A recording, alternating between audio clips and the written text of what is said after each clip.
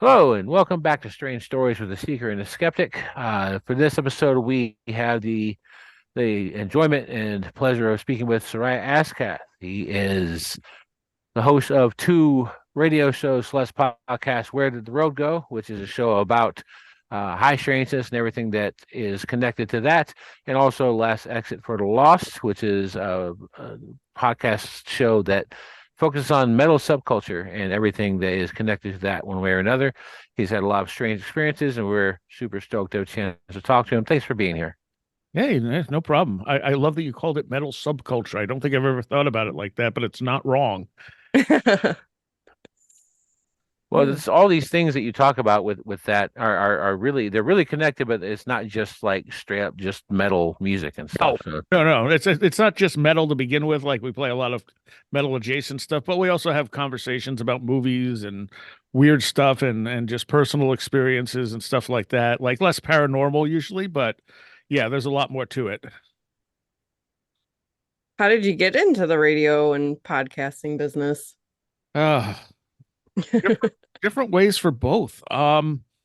So when I was a teenager, I started really getting into more underground forms of metal, thrash, stuff like that, and I really wanted to get into radio because this was pre-internet, and radio was the way to expose people to new music. If you wanted to hear new music, you heard it on the radio.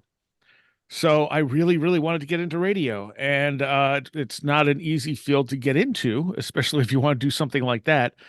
And instead, I started a music zine, which almost became a full-fledged magazine, but the cost wasn't worth what I was making from it. Um, and that did really well. And I had given it to the host of the metal show at WVBR, and she said, like the second one I gave to her, she's like, "Oh, the last one of these was really good." And I'm like, "Oh, good. I'm glad you liked it." She's like, "Yeah, do you want my show?" Wow. And I was just like, "Yes, what?"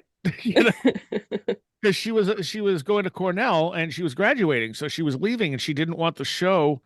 She wanted the show to go to someone who actually cared about the music and knew the music. So yeah, that was all there was to it. She just handed me the show.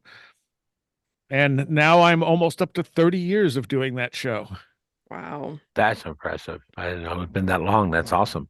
Yeah, started in June of 94. That's awesome. And it's changed a lot since then. I mean, back then again, you listened to the radio to hear new stuff, no matter what it was. Radio got all the singles first, they got all the albums first. Now the show is more about exposing unsigned bands and more obscure bands, including older stuff that people may have missed that you're not necessarily going to hear on services like Spotify and stuff like that. And we have live performances and bands hang out and do co-host the show and stuff. So it's evolved a lot because, with the internet, everything evolved. It changed. Hmm. Oh yeah, That's awesome. awesome. Any situation where you have the ability to to push artists and people that are not going to get that mainstream recognition, I think is always really awesome. Yeah. Local to us, we actually have a friend of mine owns this place called Flying Panther Skate Shop, and they do metal shows, multiple days a week. We have people coming from Florida, Jersey, New York, all kinds of places. We actually just Nice. had I missed this one. I kind of am bummed that I did.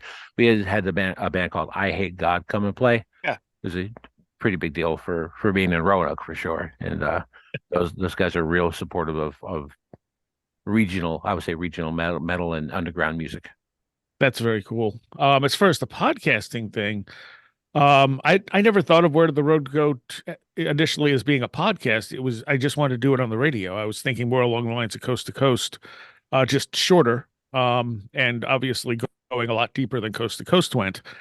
And I just around 2012 or so, I asked my program director. I sent him an email and said, I kind of want to do this paranormal themed talk show. Would this be cool? And he didn't respond to me. And so I figured he probably went, yeah, no. And so I'm talking to someone else at the station one day, and I mentioned this, and he said, "That's a cool idea. I can't imagine he wouldn't want to do that." I'm like, "Well, he didn't answer me." He's like, "Oh yeah, he does that. Write him again." So I wrote him again, and he went, "Oh yeah, when do you want to start?" And I was like, Okay. "Okay, cool." And I did the very first episode really. I did on The Last Exit on my music show. I had Walter Cruttenton on because I didn't have the confidence to know that I could interview people like that, you know? Like, sure, I could talk about it to people who are interested in that stuff that maybe didn't know quite as much as I did. But to actually interview someone who was more or less an expert on whatever they're talking about, I was like, man, am I just going to flounder here? So I contacted Walter and had him come on and talk about his book, The Lost Star, Myth and Time. And we interspersed it with music from bands that were singing about like the Yuga cycle and stuff like that. And, it wasn't, I think it was maybe 45 minutes at most. And when we got done, I said to Walter, I said, how was it? And he's like, you should definitely do this as a show. And I'm like, okay, all right. That was what I needed. Mm-hmm. That confirmation. Yeah. This Yeah. is what I'm supposed to be doing. That's awesome. And now you're on what, 11 years, right? 11 years and a few days. Yeah. 26th of January will be 11 years. Oh, congrats on that. You're definitely, I think that qualifies you as elder esoteric podcaster. Yeah, pretty much. I mean, unfortunately, a lot of podcasts don't last that long. And it doesn't matter if they're doing stuff like this or like fiction or whatever. It just drives me nuts. Like I'll get into a podcast and then it'll just kind of peter out and stop. And it's like, what happened? Yeah, especially the fiction ones drive me the craziest because I'll be really into something and then find out that it's not going to get finished. Like I don't think Tannis ever got finished. Yeah, but And he's still doing another season, he says, and he's going to wrap it up. oh, okay. Oh, that's good because I really enjoyed that. And then I Yeah. kind of was like a few episodes towards the end and found and heard that he wasn't. And I was like, man, I can't keep going with this. The one that upset me the most, because I mean, some of them you figure probably didn't gain enough of a following, Mhm. and the people just kind of went, well, no one cares, and just stopped doing it, or life situations. But the one that got me the most was King Falls AM, which is it's a fiction podcast, but it's about like this radio station, all this paranormal stuff happening in the town. It's funny as well. And they got to a point where they said, okay, we haven't taken a break since we started the show. We're going to take a break and come back. And then they did. And then they got to another point and they said, we're going to take another break and come back. And apparently the two guys who wrote the show couldn't agree where they wanted the story to go. So they just stopped it. Oh, bummer. And I'm like, really? You left it on a cliffhanger? I mean, just do something, Yeah. You can't agree enough to at least give us closure. Wrap it up somehow. Oh Yeah. my goodness. Just kill your characters or something. Yeah, Just tell us, lie to us. It's something. It's like when TV shows get canceled on cliffhangers. It's like, come on, really? Mhm. Stop doing cliffhangers. Yeah. No, yeah, for sure. When I was a teenager, there was a show called Dark Skies Oh, on yeah. NBC, Yeah. and that was one of the best shows. I mean, to this day, I say it's one of the best shows about strange things for sure. Yeah, Dark Skies was And cool. if you want to talk about ending on a cliffhanger, those guys obviously thought that they had another season coming, Yeah. Yeah. and that never happened. The one that haunts me the most is the OA. Mm. Just because it went to a point where I don't know if either of you watched it, but going into the third season, the cliffhanger at the end of the second season, I'm like, how is she going to do this? Oh, she's not. They got canceled. Okay. Netflix is tough for that. I watch the OA for me is interesting because I watched and loved the first season. That first season is one of the best single seasons of television, and I did not know until a couple years later that there even was a second season. I didn't feel like you needed one really, and I watched the first episode of the second season and was like, well, I'm lost. I don't know what's happening here, and I just kind of never went into more of it, and then found out that they had canceled it. So I was like, Yeah. well, this is not worth my time. Well, And, yeah, and that's not fair to them, but it's felt that way. it the way she wrote it, it's very different from the first season. So it takes a little adjusting, but it does explain itself very well. And it's way weirder than the first season. Mhm. There's a scene with an octopus. That's one of my favorite scenes ever. Oh, that's cool. Octopi are crazy, man. That's a space alien for sure. Yeah, exactly. So yeah, I mean, I didn't even really listen to podcasts much at some point, and I slowly started listening to them because of Graham Hancock, because I wanted to hear him talk about his stuff, and then started going, well, what else other than Coast to Coast is out there, and found other shows he was on, and then expanded it to, well, okay, well, who else is on these shows? Oh, look at all these other people I want to hear talk about stuff. And the next thing I knew, I was listening to podcasts nonstop. But in this was in the late 2000s, so there wasn't the plethora of or the plethora of podcasts out there like there is now. You had to kind of dig around to find interesting podcasts. Yeah, and nothing was centralized until fairly recently too. So like Yeah. there was no hubs. Like Spotify's trying to make itself into a podcasting hub now, and I think they're doing a pretty good job of it. But until recently, that was harder for sure. I think Graham's super interesting, and I feel like that he gets mischaracterized a lot, in my opinion. And I mean, some of the stuff he's posited has been a little out there, but he never claimed to have the end result answer of everything. He's a reporter. Yeah. He Yeah. reports stuff, and I feel like he's kind of got a not really a fair shake with a lot of sources. Well, he said a lot of things that upset the establishment, and some of those things turned out to be absolutely true. One of the things I remember, I think it's in Fingerprints, it might be in Underworld, where he talks about how the Hindu tradition of like these temples that kept getting inundated and going underwater. And then that huge tsunami hit the Indian Ocean and it uncovered one of those temples that archaeologists said didn't exist because that was Mm. just mythology.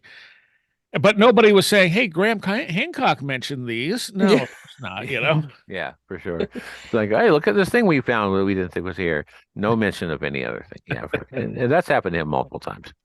Yes. Yeah. And so, I mean, yeah, he's certainly made mistakes and he's been wrong about stuff, but I mean, that's everything. That's everyone. Yeah. But the establishment doesn't like it because he calls them on stuff. But and now I feel like he's getting into this mode of just having to defend himself constantly, and it doesn't really help him. Yeah, when you're always on a defense, you're never going to win. You cannot win on defense for sure. But like, I mean, honestly, some like there's a difference between science and scientism. And in a lot of ways, like to me at least, Egyptology is almost its own religion in a way. Yes.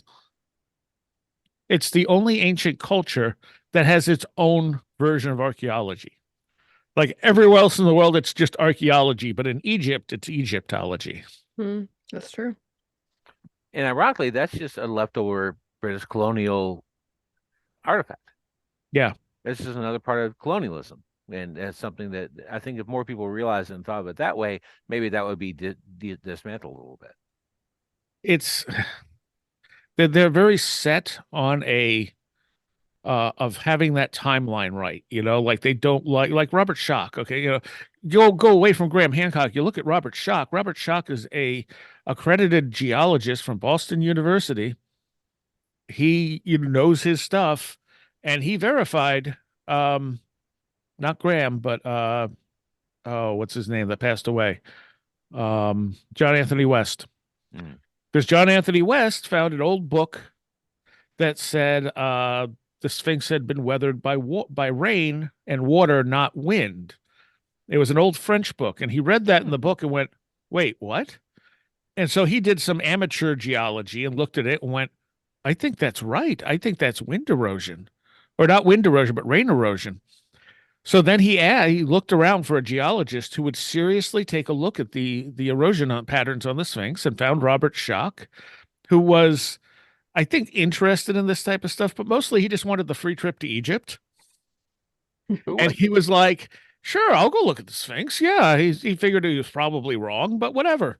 It's a free trip to Egypt, free trip to see the pyramids and the Sphinx. And he got to the Sphinx and he went, well, goddamn, that's rain erosion and a lot of rain erosion. So then he did the climate models and went, this structure is a lot older than Egyptologists think it is. And he was all excited. He was like, I'm going to show them this. They'll be excited. There's a whole chapter they're missing. And they literally spit in his face, like at conferences and stuff, and told him to stay in his lane and cursed him out and everything else. But every single geologist at those conferences went, oh, no, that's rain erosion. That's hundreds of years of rain erosion right there. Because it looks completely different from wind erosion. It's two absolutely different things. Wild. That's wild. And honestly, I mean, that being how it is a positive thing for human civilization. Like it Yes. is a good thing that is the case. and ask a bunch of questions that we should be asking about who we really are. The and one of the arguments against that too, because he's putting it, way further back than where we have any known cultures that could have built this thing. And he would literally be asked, well, where are the pottery shards of this culture that built this Sphinx? And now we have Göbekli Tepe, which realistically is not that far away from the Sphinx, the pyramids, and all that. And we know that that is as old, if not older, than the Sphinx, depending on just how old the Sphinx is. We don't really know for sure because we can't date rock. But Robert puts it at 12,000 years old because it lines up with Leo on the horizon at that point, and it's the same time the three pyramids line up with Orion, which also matches up with the Egyptian Zep-Tepi, which is the first time. Right, yeah, which was there are references to that people just ignore. Yeah. They're like, "Oh, that was their mythology." Well, where do you think mythology comes from? You have a doctorate in this specific mythology. What are you talking about? Yeah, that's crazy, man. So yeah, Graham was kind of the why I started doing podcasts, kind of indirectly, because I would hear there was one I would listen to, and sometimes it would be okay, but a lot of times the host just didn't seem to really be all that into the person they were interviewing. And I heard Robert Schock go into just out and out promo mode on that show once because he wasn't really being asked any good questions. And so he just started promoting his tours and stuff. And I was like, I've never heard him do this. And I'm thinking, man, I want to talk to these people. Why do these people get to talk to them and I don't get to? Well, if I had a show, I could probably talk to them. But Yeah. and with radio too, like I figured, okay, again, wasn't really thinking podcasting because podcasting wasn't a big thing. And I think having it broadcast on commercial FM radio was something that helped because I would approach people, for this new show, and I'm thinking they're not going to want to come on, and they'd be like, "Yeah, I'll come on," and it's like, "Oh, really? Oh, okay." And after a while, I realized it's partially because it's on the radio. It gives it an air of being a little more professional, especially at that time period. That makes a lot of sense. Yeah, you allowed them a little bit more exposure to maybe some stuff they would not have been able to be exposed to. Yeah. So You're helping each other. Now you have plenty of very professional sounding podcasts, but back then you only had, like I said, it wasn't the plethora that you have now. And some of them sounded terrible. They'd be doing it over phone lines with bad connections, and it was just like, oh man, I can't listen to this. Like I want to listen to this. Mm-hmm. I think there was one that Walter Cruttenden had his own occasional podcast that he did, and he had some guest on who I really wanted to hear from, but the connection was so bad. I think I made it 5 minutes, and I'm like, I can barely make out what the guy's saying, Yeah, that's definitely a way to turn you off. You don't have to put a lot of like money into equipment, but you have to have at least something like okay. Right. And nowadays that's a lot easier. Back then it wasn't. Yeah. Come a long way with technology. I mean, Walter's stuff sounded good on his end. It was the person on the other end who was in like India or something like that he was talking to that Yeah. Didn't have a good connection because Skype and stuff really wasn't a common thing back then. It existed, but the first few interviews I did over the phone line at the radio station, and they sound kind of crappy. Mm-hmm. And a few people, once I started using Skype and I was like, oh, this is much better. This sounds much clearer. There were some people who were like, yeah, I don't really use computers. It's like, oh, okay, I guess we'll do it over the phone line. But even that I ran through Skype because it sounded better than the phone line running through the board at the radio station. That's wild that's true. That would not be something I would expect. But I guess Skype is pretty awesome though. Yeah, who was it? David Weatherly. Like would only do now he uses Skype, but at the beginning I had him on the second or third show, which was a big deal. I didn't expect him to even respond to me, and yeah, he did it over the phone. He didn't. I think he probably had a computer, but he didn't have Skype or anything like that or a microphone. So he's like, "Yeah, just call me," and I'm like, And it sounds, like a phone call does, unfortunately. Let me ask you this, 'cause we talked a little bit about how you got into doing the broadcast part of this, but kind of pulling back a little bit, what was it that started you on the road to being into things that aren't just the mainstream thought? Like as in like the paranormal and stuff. Yeah, yeah, strange things. I was always fascinated by mysteries, regardless of what they were.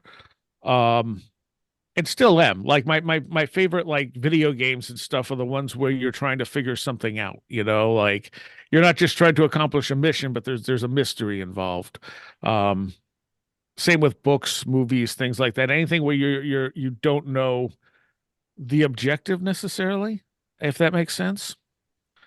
Um, so I always liked mysteries, always liked the unexplained. When I was a kid, I'd see things like Indiana Jones, and I'm like, "Ooh, I want to be an archaeologist." And my parents are like, "Yeah, that's not what archaeologists do." And I was like, "Oh." And then I wanted to be an astronomer because I wanted to investigate UFOs. And again, it was broken to me that yeah, astronomers don't believe in UFOs, which isn't necessarily true, but the official word is, especially back then, astronomy doesn't study UFOs. Which is ironic because that's exactly how Jacques Vallée got into astronomy, is he wanted to study UFOs. And for anyone that doesn't know the story there, he became an astronomer in France. And one night he saw them deleting recordings of unidentified objects. And he was like, "Why are you deleting this? This is gold. This is what we're looking for." And they said, "Look, UFOs are a laughing stock. If we were to report that we discovered a UFO, we would be a laughing stock. So unless, like the United States or someone comes out and acknowledges that these things are real, we just destroy these tapes." That's I crazy. did not know that. That's wild. And it's gotten better with it's one thing the disclosure movement has done over the last few years is maybe make it a little more acceptable, but there's still so much nonsense and everything poured into that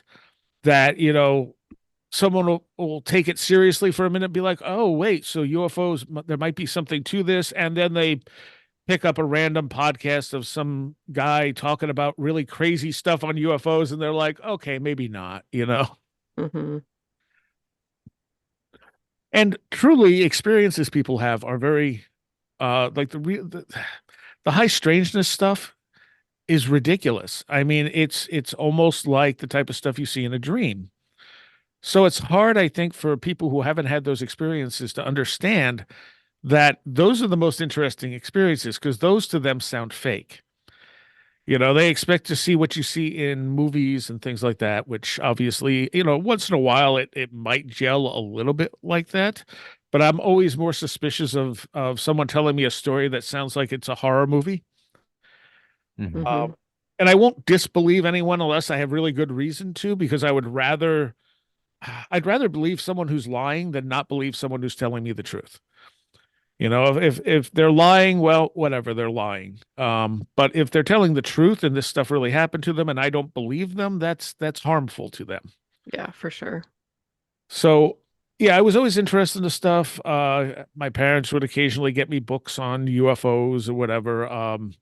Eventually I had a friend who was really into reading about the stuff, and he lent me like Charles Berlitz books on the Bermuda Triangle and all that type of stuff that Berlitz wrote about, Atlantis.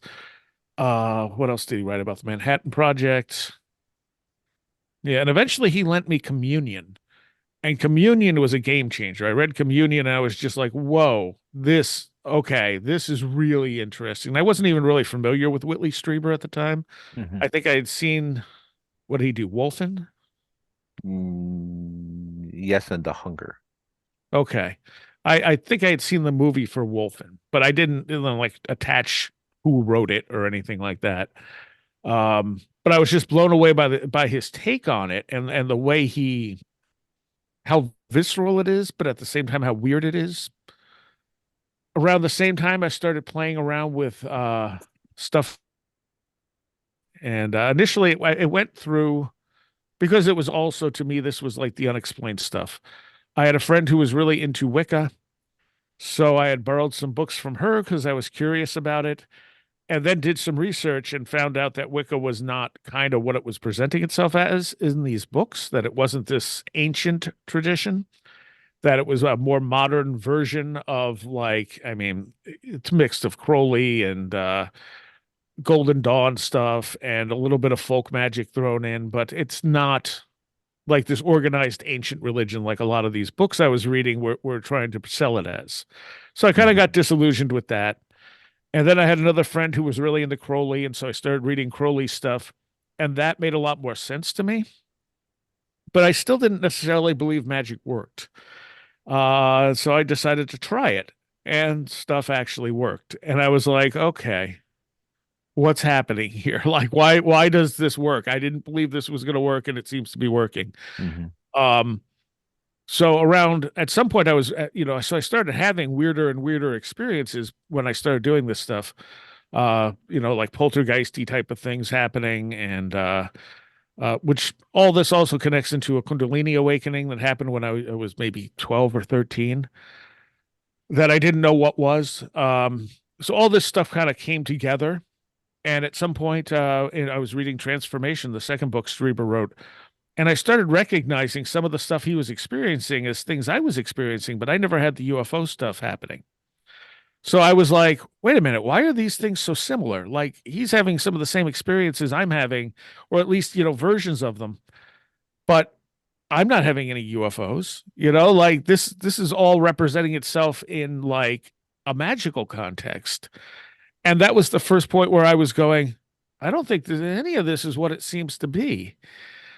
Uh, Kenneth Ring's book on near-death experiences and the similarities to people who have UFO abductions was kind of the thing that broke the camel's back there, where I was like, okay, how could space aliens and dying have such such similarities unless these things are not what they seem to be? So that's kind of where my path went. The Kundalini stuff, I mean, I had no control over it. I didn't know what it was. It almost ruined my life. It would cause me a lot of pain, hallucinations, all kinds of stuff. I would always get a clean bill of health, both physical and mental. So after a while, my parents just thought I was making it up, but I wasn't. And it took me a good 10 years at least before I came across the concept of Kundalini and the type of ways it can manifest. And I'm reading this list and just going, oh my God, I have almost all of these. What is this? And I immediately went to the library and started taking out books on Kundalini, which they could order a couple of them for me. They didn't actually have anything, I don't think, in the small library here. But one of them was John White's Kundalini and Enlightenment, which is a compilation of essays about Kundalini from all different people all over the world with all kinds of experiences. And by the time I got done with that, I was like, okay, now I know at least what I'm dealing with. And I was able to learn like meditative practices and stuff like that that would allow me to have some control over it. It took a long time to get any significant control over it, and I still can't necessarily control it. It just kind of happens. But far better control than when I had no idea what it was. Can you tell us what Kundalini is? I wish I could tell you what it was. It's energy, is what it is. Mhm. So the word Kundalini means a coiled hair, I think, or a coiled hair of the beloved, something like that in Sanskrit. But it's usually visualized as a coiled snake at the base of the spine, just inside the tailbone. And it moves up your chakras, which was also something I did not believe in at all, because the only reference I had to chakras was generally people like Shirley MacLaine and stuff, selling this new age stuff on TV. And I was just kind of like, yeah, that's all nonsense. But after studying some of it, I was like, oh, so the pain I'm experiencing is actually at chakra points. Huh. So then I was like, I guess maybe that part's real, even if not everyone talking about it knows what they're talking about. But it moves up your spine through your different chakras to the top of your head. Ideally, that's what it does. If you awaken it with Kundalini yoga and such, that's what it's meant to do. It's meant to connect you to your higher self or, the universe, whatever, however you want to look at it. But what it does is it breaks down who you are. Like anything you have blocked in your psyche will be something Kundalini brings up. So if I work with someone who's experiencing Kundalini stuff, um, I'll start working on their energy, moving it, because you can actually connect to someone's Kundalini. You can feel it. And I'll start, moving it past, and I'll be like, okay, it's hurting here, isn't it? And they'll be like, yeah. And I'll start a lot of times getting images, and I'll be like, what's this? What's this? What's this? Because the information is there. Which is one of the reasons I think our universe is primarily made of just information, and our brains translate it into other things.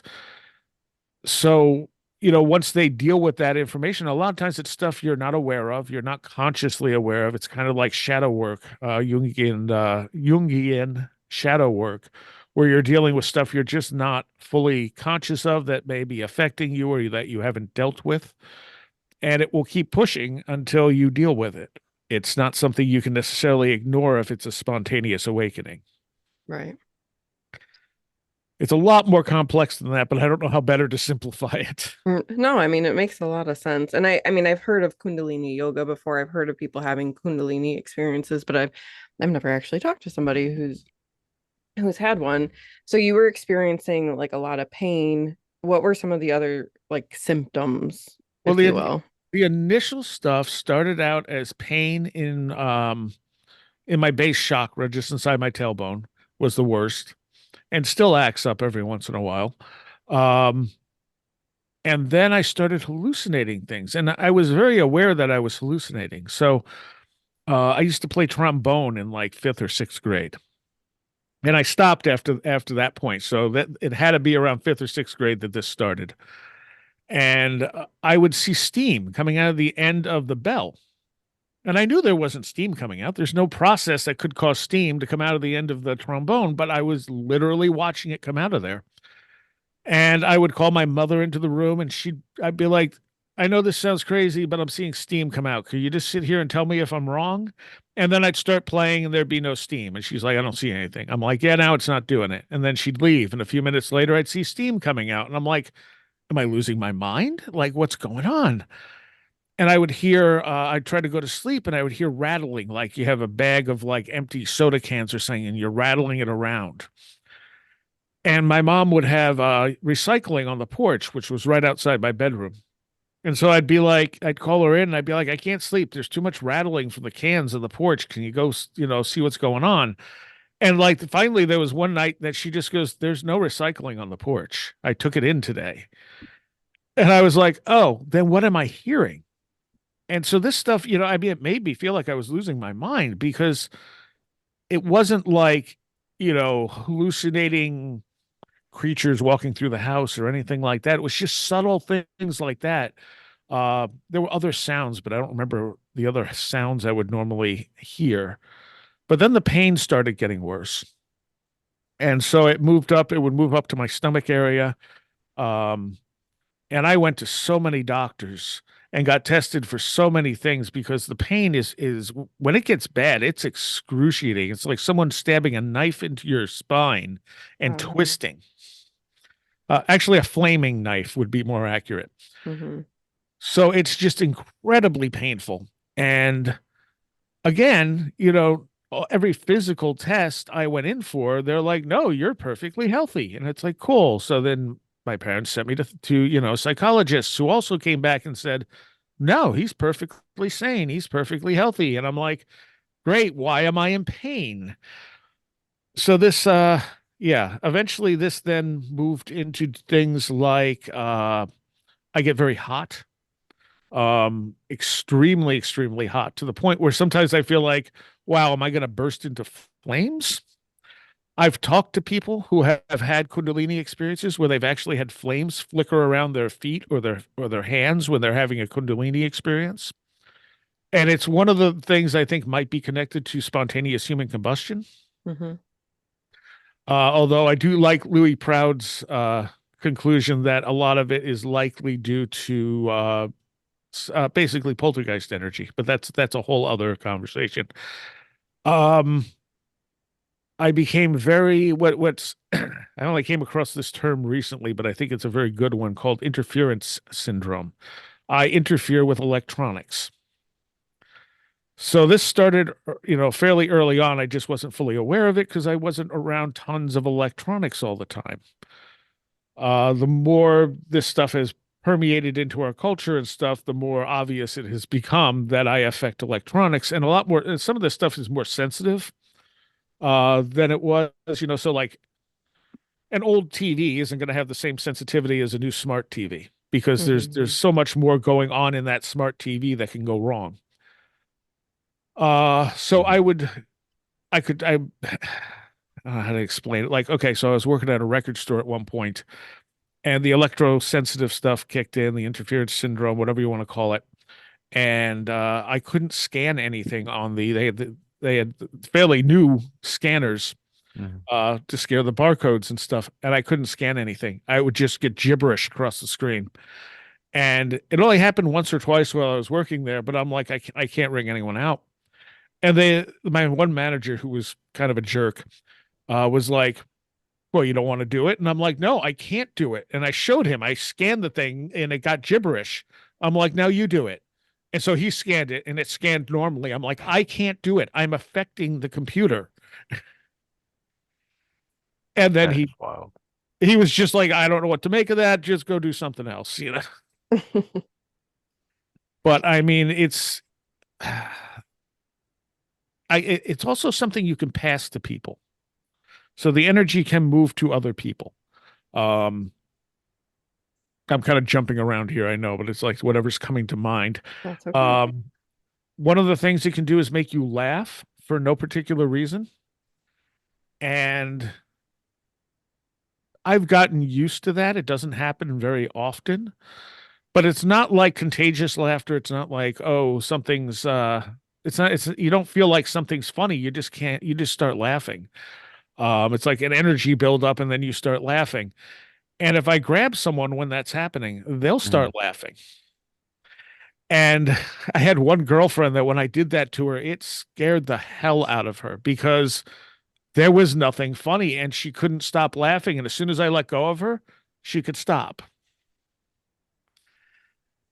Yeah, that's interesting. I'd heard a couple times you talking about this kind of stuff. I had not heard you say that before. And when I was, this is, and maybe you've heard people talk about this kind of stuff before.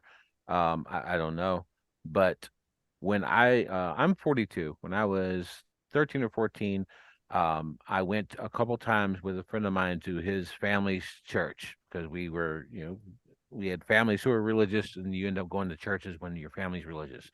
Right. And his grandmother, one of the nicest ladies I've ever met in my entire life, was a member of an apostolic Pentecostal church.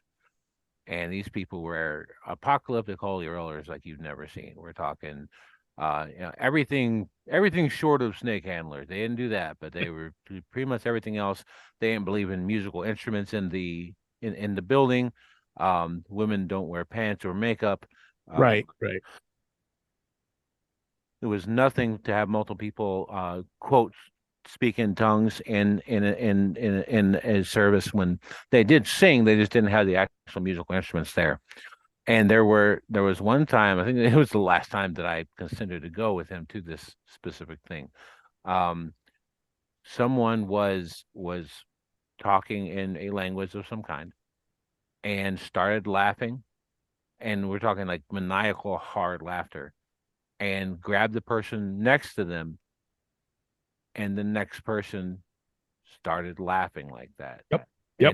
And this went from person to person. Next thing you know, half the people in the church have got hold of each other, and you can tell when someone's faking someone like something like that.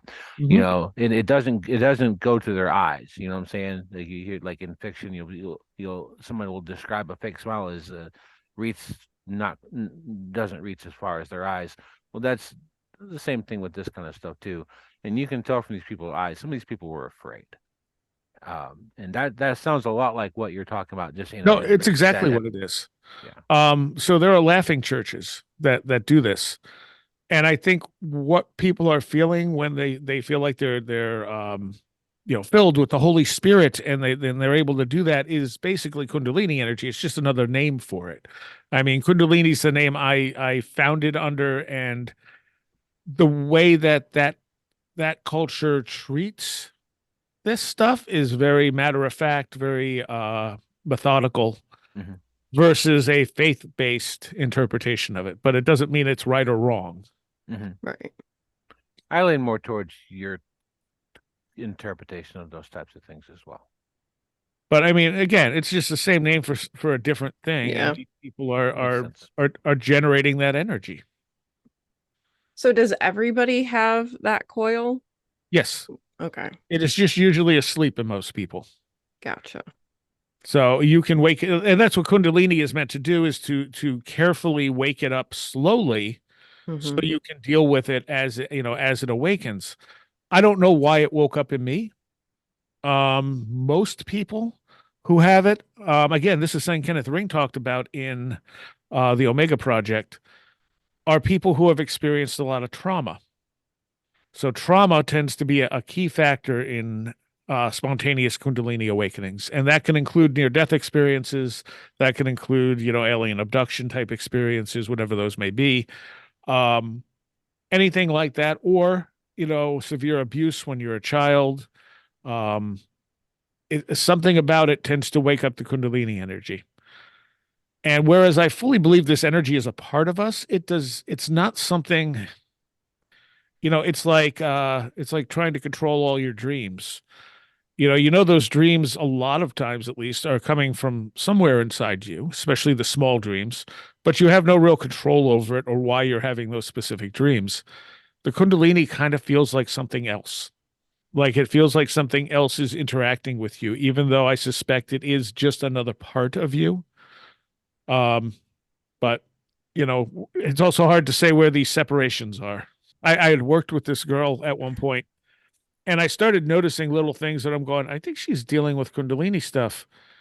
And I sent her like a list, like, how many of these things apply to you? And she kind of got freaked out about it. She's like, what's wrong with me? How do I stop it? And I'm like, it's not anything wrong with you. But it like she was very normal. And I was like, why? Okay. I don't know what this is. And then it just stopped. Like it all stopped. And I went, what changed? Oh, she broke up with her boyfriend. And so then I started talking to her boyfriend. I'm like, oh, it was coming from him. Okay. Oh, that's interesting. Passing it on. Yeah. And so when she stopped dating him, when she wasn't around him and physical contact and all that, it just diminished in her. It never fully woke up in her. Um, but yeah, trauma is one of those things that definitely is a common factor in people who have it, but not everyone. And I don't really have any specific trauma I can point to. That's the thing. Like I seem to be an anomaly in that, where I just don't. I mean, we all have bad things that happen to us, but most of the people I've dealt with who have severe Kundalini issues have some really horrible stuff in their past. Um, and if you look at like Shirley Black, who's been a regular on Where Did the Road Go over the years, she had three near-death experiences in her life, and she has massive amounts of Kundalini and interference syndrome, as well as tons of paranormal stuff going on around her all the time. And so her trauma came from that. I think once was falling down the stairs when she was a little kid. The second was, I think, her appendix bursting. And the third time she was flattened in a little car by a truck that tipped over on an icy road and completely flattened the car she was in. Oh my Okay. goodness. Yeah. Like she shouldn't even have survived. They told her she'd Yeah. probably never walk again. She's walking. She, Wow. mostly functional, considering what happened to her. Yeah. And that's just, but a lot of this stuff also tracks to emotion. So when I've had her on talking, there was one show I had her on talking about the near death experiences and all this stuff. And she started to get emotional and she's like, I got to stop. I'll be right back. And she just disconnected the call. And then she came back on a few minutes later. She goes, I have little, uh, like Christmas light types things. I think they were around her computer setup. And when they start lighting up, that's bad because they're not plugged into anything. Mm. And she like, so she Oh, knows her energy is starting to affect things. And she's like, I just need to go calm down for a minute and come back. She actually shorted out someone's computer on the other end that she was talking to at one point. Um, and actually, I had that sort of thing happen when I had Jeremy Vaney on last. Him and Chris Ernst had gotten into a slightly heated conversation that started about Kundalini and stuff. And all of a sudden, the computer in the other room just went dead that was recording. And luckily, I was also recording on Skype, so I didn't lose anything. But I had already muted my mic. I was just letting them go back and forth because it was very interesting. And I walked into the other room because I'm like, what happened to the computer in the other room? Why can't I access it? And I go in and the thing is that like the battery backup is beeping, the computer's dead. I'm like, what just happened? And it happened during that conversation. That's really interesting. Hmm. Luckily, it only blew out the power supply. oh yeah, that's super interesting. What's something that multiple things about this are super interesting to me, but the whole like connection to trauma thing, that seems to me, and maybe this feels this way because I am someone who has in my life dealt with a lot of trauma. Um, Other parts of the phenomena, because I feel like it's all connected, Yeah. also is connected to that. Most of the people who have had multiple experiences with beings of some kind have got something in their past, especially dealing with Yeah. childhood or teen years. Most people who have spirit contact, people who channel, like most people channel, almost everyone in any facet of these things have got some kind of horrible background. Yep. That is absolutely true. And with Strieber, since we mentioned Strieber, I mean, Strieber keeps finding out more stuff about his past, and like it's hard to know even what's going on there and what might have triggered it. But yeah, most people I know who have had, especially lifelong experiences, also have Mhm. that trauma there. They're all interconnected. Any theories as to why that is? I mean, I think maybe it allows you to perceive reality a little bit differently. Yeah. Um, if you experience enough trauma, you end up being slightly, you end up being able to go into that sort of disconnected mode, you know, and that maybe allows us to access stuff that's not just here. Maybe because we don't, during a traumatic experience, you don't want to be here. You're opening yourself up to things that our brain normally does not tell you about, does not perceive. And once you make that connection, it's you can't unsee it, sort of. Hmm. So it's a really hard thing to figure out because we don't really know what reality is, and our brains are a complete mystery. As much as scientists like to be like, oh no, we understand how the brain works, we really don't. It filters out 90% of what's in our environment. It focuses on things it needs for survival. Memories do not work like people think memories work. Memories are a combination of what actually happened, your emotional state when it happened, the interpretation of what was going on, all factor into how you create a memory. And every time you access that memory, it tends to change a little bit. And you have people who have very strong memories. There are things like people will say, everyone knows where they were when 9/11 happened. People who are alive, or people who are alive during JFK's assassination. They'll say, well, everyone knows where they were when JFK was assassinated. But even those crystal clear memories have been shown to not be as crystal clear and accurate as people think they are. One of the problems with using hypnosis to recover memories is that hypnosis can create false memories. And with those false memories, is a very strong sense of those memories being correct. So it's almost like we can't trust what we remember Yeah. because not only are perceptions not quite telling us everything, but memory is not like recording a television show where you can go back and just rewatch it. Each time you look at it, you're looking at it from a slightly different perspective with different information, et cetera, et cetera. Um, the experiment that I saw that was done, they had cameras in this college when 9/11 happened, and they found a bunch of the people who they had on camera, and like 10 years later or so, and they asked them what was happening when you found out, when this happened. And so they told them, and almost every one of them was wrong. There were some of them were very close, and others were completely wrong. And they had the video to back it up to look and see is this person remembering right? But over the years, despite the clarity of the memories were not accurate. So, Interesting. with all this, when you start dealing with this stuff that's on the fringe of our reality, like, is it just, I've had experiences where I'm with someone and they see the same thing I see, but yet someone else doesn't. And so what is that? Is that we're experiencing entirely different realities? Is it that the person who's not experiencing it is their brain just going, that's not important, I'm not going to look at that? Not reporting that information back to them, because what you're seeing is really a construct of your brain building this reality for you. It's like a computer reading code, or a video game system reading code and then popping it up on your TV screen so you can interact with it. Yeah, well, I think people there's just like, it's a great idea to think that our memory is like a tape recorder. Yeah. But really we're a Word file. And Word files can be edited. True. Like it's really more like, and I think that's why hypnosis can do what it can do, because we are, we're not read only. Yes. That's why New Thought works too, I think.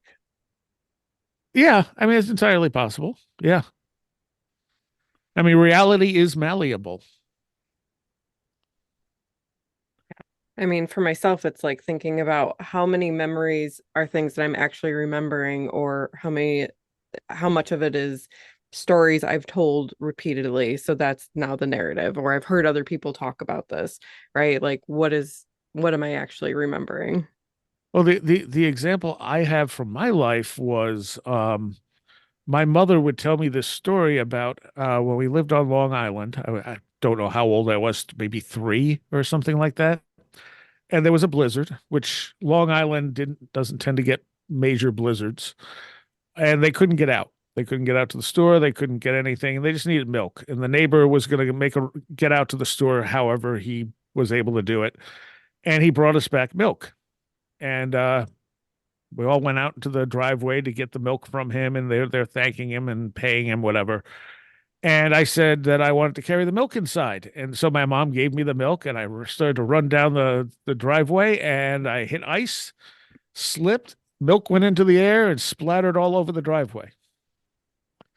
I remember this, but I also remember it from the third person. And I realized at some point, I don't remember this.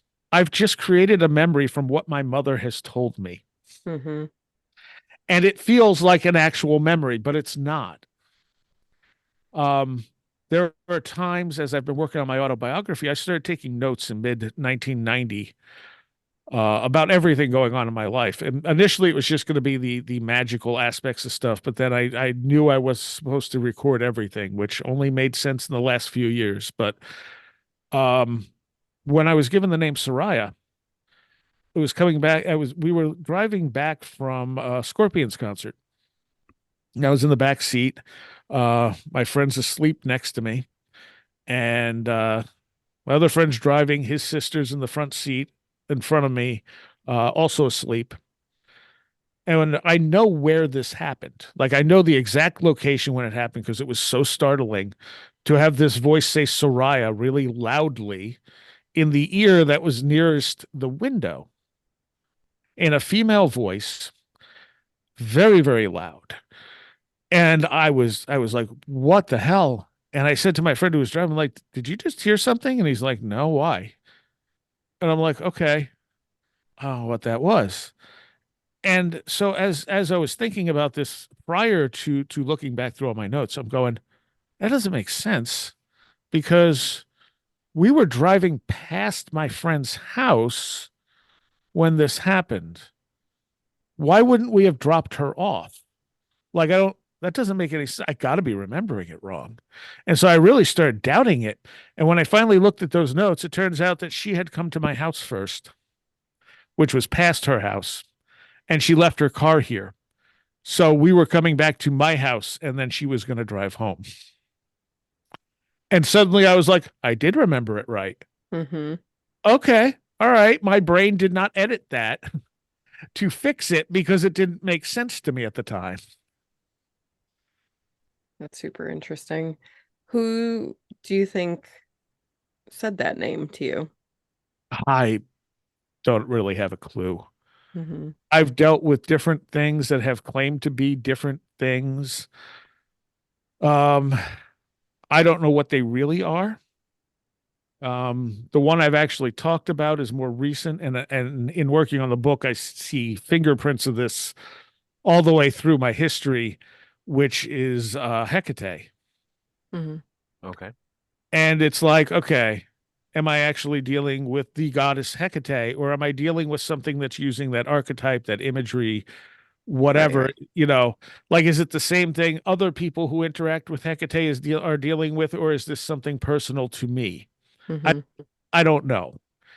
Um, but like, I didn't know really anything about Hecate until it just made itself blatantly apparent a few years ago. And then I was like, oh, now all this makes sense.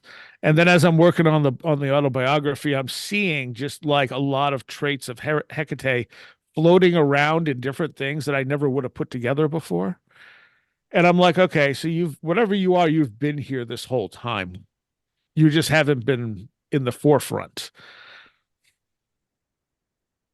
And I've had other beings in the forefront, again, in a similar way, that have presented themselves as something, and I don't actually know what they are. I mean, for all I know, they're a deeper part of my subconscious or higher self or something. Um, but they have often given me information that I had no way of knowing. They've identified themselves by using like descriptors and symbology and stuff that I didn't have any knowledge of. So yeah, I don't know. I don't know what they are. But they've definitely guided me, and listening to them has been a wise choice. And so when these communications happen, is this spontaneous throughout your life, or is this in like conjunction with ritual magic or something, some third option I'm not thinking of? I I don't know. Because I'm not sure when it really became apparent. At first, I was like, okay, I have these spirit guides that I could sort of pick up on. And then one of the ones that presented itself as a goddess appeared, and I was like, oh, what's going on? Like, what is this thing? This would have been in the time period where I had started taking notes, so well into uh me practicing magic and stuff like that. I'm not sure if I knew what kundalini was at that point yet. Um, but yeah, I mean, I don't think that this stuff. Okay, so this is one of the things that I found out recently. So the name was given to me. The name Seriah was given to me on May 15th, 1991. And it followed this whole, what really comes down to a shamanic initiation, which I did not recognize at all at the time. I had been digging through my mom's paperwork, getting rid of stuff after she passed away, and I found the deed for the house, and they actually bought this house on May 15th, like 1985. Wow. And I was just like, okay, so May 15th, because May 15th is generally a significant date for me. And Mm-hmm. here it is, 6 years earlier, showing up again at another very important part in my life when we moved up here. And I'm like, that's just, of all the dates. Are you into numerology at all? Sometimes I used to be a little more than I am now. I'm not super into it, but I always add the numbers in my head. And I mean, that's 11, which is, I mean, considered a master number. That's about the extent of my numerology knowledge here. When I was recording stuff back then, I actually did do a lot of numerology and gematria on it. Because I was into Crowley, who dealt with a lot of that stuff, and I'd been reading Kenneth Grant as well. Kenneth Grant gets a little lost in his numerology sometimes, but yeah, I mean the correspondences and stuff Crowley does in 777 I find really interesting. I'm still not convinced that they're 100% a thing, but maybe if you believe they're a thing, they become a thing. I don't know. Yeah. So it sounds like, your family or your parents at least, they were along for the ride during your childhood when all of this stuff was happening. How did people react? I mean, I'm assuming you talked about this with people since you're talking about it now. So like when you discovered this is a Kundalini awakening, how did people in your life react to that? For the most part, I didn't tell them. Okay.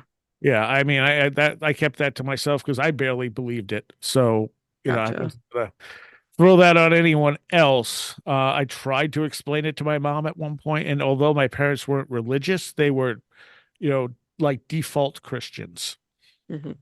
And so she thought it was just some kind of devil thing, and I'm like, okay, I'm not gonna continue to try to do this. It's not, I'm not gonna be able to explain this. Because that was the other thing. So the energy, if it builds up enough, it can lead to very like outbursts of anger and stuff like that. And so I would just get angry, and not in a.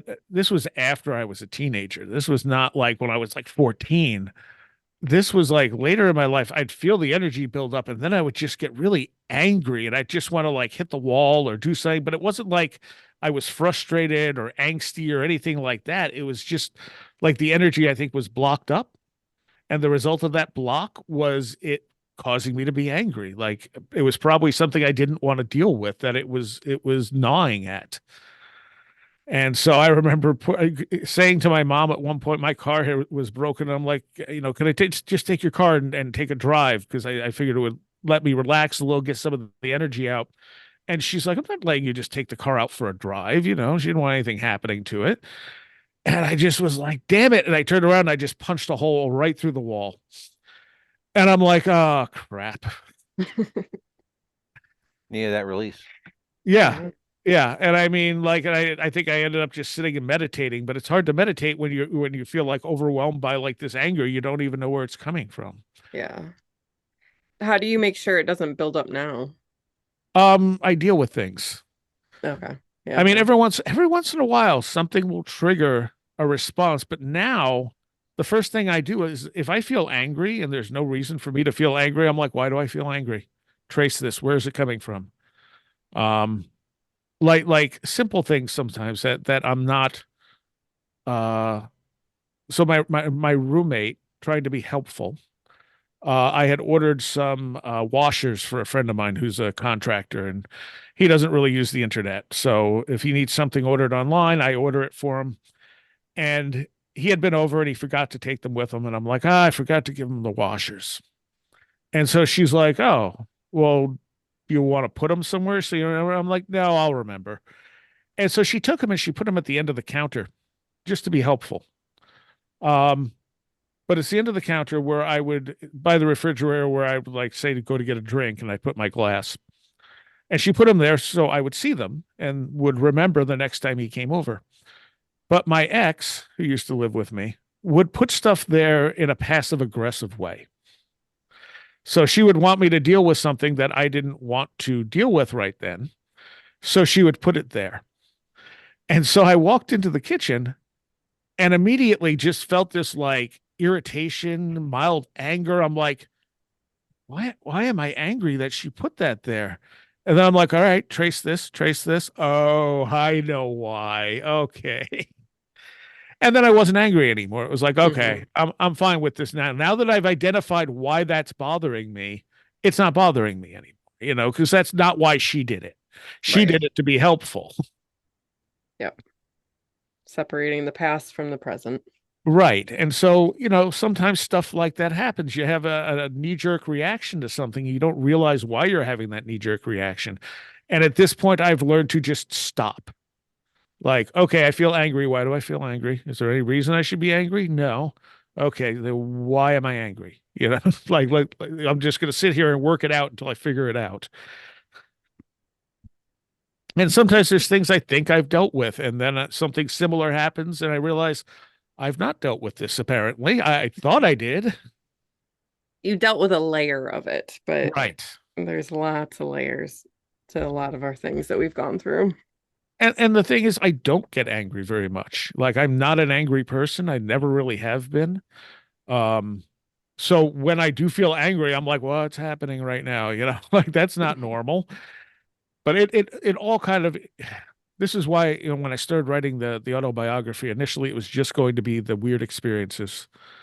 And Mike Clelland said, which is something he got from Jeff Ritzman, but he said, like we were talking about, I saw a big UFO over Cayuga Lake. And he said, what was going on in your life at the time? And I went, I have no idea. I'm going to have to look at my journals and see. And so I flipped through it. I'm like, oh, that was only the biggest shift in my life since, like we moved when I was a kid. Holy crap. Like all this stuff was changing. And right in the middle of it is a giant UFO encounter. That's And I was like, interesting. okay, what about everything else? And it does. Like the weirdest experiences tend to happen at liminal points in my life. And I'm like, I'm really glad I recorded all this because if I hadn't, this bigger picture wouldn't have emerged. It would have been, look at this weird stuff that happened, which is what most, paranormal books are. It's like, oh, here's all this weird stuff.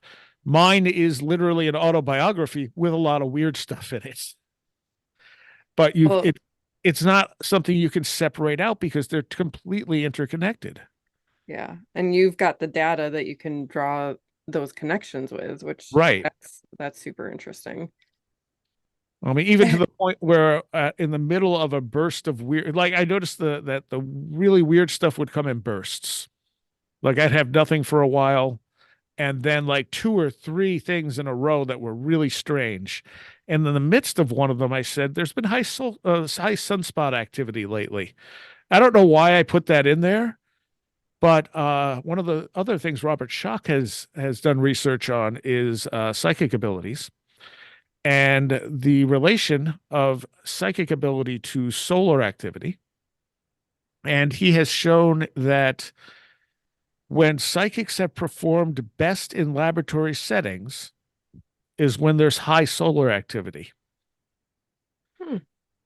And so, like me putting that there, it's like, okay, I just randomly put this fact that there was a lot of, because it was in the news that there's a lot of high, solar activity and sunspots and stuff.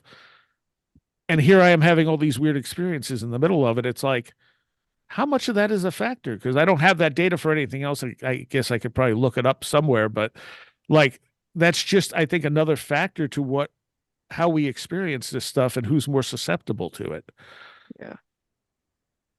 His conclusion was that either psychic abilities are real or there has been a conspiracy with psychics for the entirety of psychical research to only get good results when there's high solar activity. I mean, it's like to me, it would be a huge influx of energy, and so maybe it's just people are attuning to it and it's, Yeah. Raising their vibration. So then expanding consciousness. I mean, that makes a lot of sense. I can always tell when there's like solar flares going on because I get heart palpitations Oh, bad. Like I almost went to the hospital a couple of months ago because it was like during like this major solar storm. Like when was that? 2 months ago, Jonathan? About two Yeah. months ago, yeah. And it just kept happening for days. But like I remembered the last time I had heart palpitations, same thing. There was, solar flares going on. So, and it's really, that's about the only time it ever happens to me. huh. Um, this makes me think of one of the other things Kundalini sometimes do. It can create a pulsing sensation that generally fills your whole body. Mm-hmm. And sometimes it can feel like, I don't know, like your pulse is really at like a really heavy pulse. But it usually doesn't match up with your heart, so it's kind of hard to say it's your pulse, because sometimes you can feel your pulse. Yeah. You exercise or you do something really physical, and you can kind of feel your heart beating because it's pounding or whatever. But this is different, and there are times I've woken up with a pulse going through me that felt like it was a blast beat from a death metal song. And the first time this happened, it scared the hell out of me because I thought it was my heart. Mm-hmm. And I'm like, oh my God, what's happening right now? And then I took my pulse and I went, oh, my pulse is really, really normal. Oh, this is energy. Okay. And after a few minutes, it stopped, but it had to wake me up, and that's always fun. That's interesting. That's really interesting that you would say that. For me at least. So when I was a kid, up until I was about 12 years old or so, most of the time, growing up, we had like antenna television. My parents didn't have cable most of the time. And I was not allowed in my house to be within 3 feet of a television, because anytime I was anywhere near a TV, the signal would disrupt. Uh, I couldn't even change the channel on the TV if there wasn't a remote control. It just did not work out for me. Telephones didn't work quite right around me. There's times I walked past telephone, it would ring once, and there wouldn't be nobody there. It would just Right. happen, like weird electronic stuff. And about the time I was about to turn 12, there was one night, and this is in very, very rural southern North Carolina. We're talking like a mile away from our closest neighbor. And it was a really hot summer night, and I was laying in bed, and it was like 2 o'clock in the morning. I was awake because I've always been an insomniac my entire life. So, I was laying in bed, and for lack of a better way to explain it, well, I've always explained it as kind of my entire body started vibrating, but it was really more of a pulsing, Yeah. kind of what you just explained. And it went on for a pretty solid couple of minutes. Scared the shit out of me. I was 11. I didn't know what was happening, you know. Yep. And it kind of went faster and faster and faster, and it stopped. And I had this feeling, and I read some science fiction, but I hadn't been around a lot of, like, especially even at 11, even though reading way above my grade level, I wouldn't have been really exposed to a lot of stuff. For some reason in my head, I felt like I was in a different universe. Mm, And there were things that were subtly different from what I remembered. It's very small things, nothing huge. right. But that feeling's never gone away from me. But the bad television reception did go away. Oh, interesting. I mean, yeah, that's what I was, talking about earlier, interference syndrome. Um, and it can wax and wane as well. I'm trying to think if I ever affected televisions. Uh, I had a girlfriend at one point who had very severe kundalini issues. She had very severe abuse when she was a kid, and a lot of it was still buried, which is probably why her issue, why the kundalini was so overpowering to her.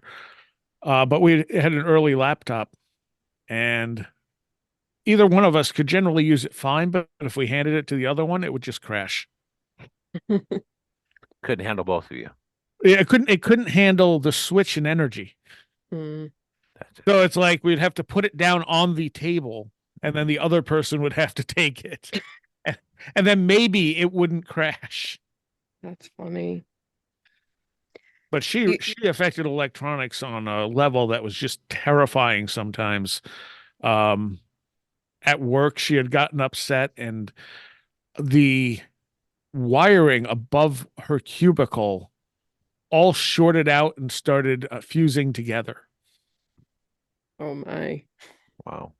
And they called it because obviously they could smell the smoke and stuff, and then they figured out where it was, and the guys looking at it going, I don't even know what happened here. Like, this isn't even, what is this?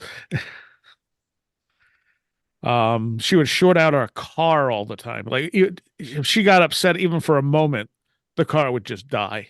It'd be we were coming back from the radio show. We didn't tend to fight a lot or anything, but I'd said something that upset her, and before she even said anything, the car just dies. Like, the power just dies in it. And she just goes, Ah, I'm sorry. I did it again. And what would happen is my mechanic would take it and he'd look it over and be like, I can't find anything wrong with it, but it won't start. And then like 2 or 3 days later, it would be fine, Wow. which was a cheap fix. I just had to wait for Yeah. the car to be able to start again. Yeah, yeah. You got to reset yourself, car. You've brought up a couple times like working with people like with Kundalini energy. What does that work look like? It's different for every single person. Um, Usually these people just find their way into my path. Hmm. Um, and like because everyone's different, I just kind of deal with like once I recognize, oh, you're dealing with this. Sometimes it's simple. Sometimes I can just say, okay, you should try this or you should try this and see what happens. But sometimes it's usually moving energy around their back if it gets, to a more severe case. Um, I kind of connect into their energy and get it flowing. There was one girl who she had like I don't remember the name of it, but basically the inside of her bladder lining was eating itself. Oh, wow. And she described it as pretty much constant pain, what she would have put at like on a 1 to 10 scale, a 6 level at minimum, 24 hours a day. Ugh. Wow. And so my my girlfriend at the time was like, I think she's also dealing with Kundalini stuff. And I went, really? All right. And I kind of reached out to her and she, I sent her some stuff on Kundalini and she's like, okay, cool, thanks. And I was like, all right. And at some point she wanted to hang out with me to watch a movie or something. And I had went to a concert and she was there and she runs up and she hugs me and I go, and I could just feel the energy and I'm like, oh, this is a lot of okay. And so I'm like, we should talk more. And so the first time she came over, I started talking to her about that whole thing. And I said, so, like medications weren't helping her, nothing was really helping her with it. And then she says, the only thing that actually helped was acupuncture. And I went, okay, so energy is part of the problem. And like the first time I worked on her energy, I got nowhere because she had a lot of trust issues and stuff. She had been abused a lot. Um, and so the second time she came over, I was able to get somewhere with it, and the pain level went down. I think by the third time, the pain went away completely. But all I was doing is moving the energy around that spot so it wasn't blocked there and getting her to talk about whatever came into her head. So I got to hear about a lot of the horrible stuff that she went through. Um, and as I did that and moved stuff around, eventually it got to the point where it just stopped hurting her. She turned to me one day and she's just like, it's incredible. She's like, I don't feel any pain. And I think at some point her dog jumped on her and it set it off again. I'm like, yeah, it's not fixed. I'm like, I'm just moving the energy so that you can, so that it's going elsewhere rather than piling up right there and causing this Hmm. physical ailment. And I don't think all physical stuff can be fixed by that. But in this case, I think that physical problem was being caused by her energy being blocked. Yeah. I mean, it makes a lot of sense. And I mean, I think you're right. I think a lot of people's issues, is their energy isn't flowing. There's some kind of blockage there. And our culture doesn't really have a way of dealing with that even today. Right. You hear about it from people who can do things like Reiki and stuff, but I think your average person doesn't really believe it's real. Hmm. I mean, I know I didn't. I think it's becoming more mainstream, at least. And maybe I have a confirmation bias just because of the circles that I'm in. You know what Right. I mean? Like I'm surrounded by people who believe in that and who are energy practitioners and whatnot. But um, I'm I'm a therapist, but I consider myself to be like a holistic therapist. So I incorporate Reiki, working with spirit guides, Akashic records, that type of stuff. And a Mhm. lot of more people are seeking me out because of that, because it's not just traditional talk therapy where, I mean, we do talk, obviously, but there's more to it, so it's like we're talking about things, but then we're doing shadow work to really uproot, the blockages and Right. the things that are kind of holding us back. So my hope is that it will continue, that people are going to become more open and see like